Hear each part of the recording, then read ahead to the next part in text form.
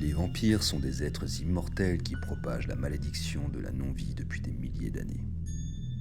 Cependant, ils ne sont pas originaires des forêts tempérées de l'hémisphère nord de ce monde, mais des cités bâties dans les déserts brûlants du sud.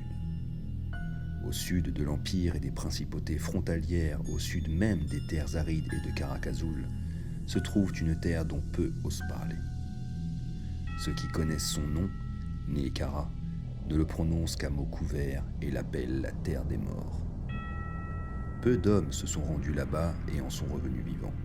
C'est pourquoi l'histoire de la terre des morts est voilée de mystères et basée sur des rumeurs. Des informations plus précises peuvent toutefois être puisées dans des textes anciens, comme le livre des morts d'Abdul Ben Rachid. Cet ouvrage raconte comment le prêtre-roi Setra conquit toutes les cités du royaume de Neekara, mais ne put assouvir son désir de défier la mort elle-même. Il ordonna alors à ses prêtres de percer le secret de l'immortalité. Ceux-ci parvinrent à rallonger sa vie considérablement, sans jamais réussir à le rendre immortel. Lorsque finalement Setra mourut et fut inhumé, les prêtres-rois qui lui succédèrent continuèrent sa quête insensée.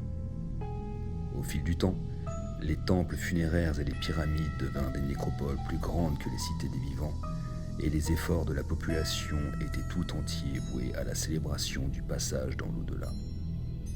C'est cette obsession morbide qui devait sceller le destin de Neekara et donner naissance aux vampires.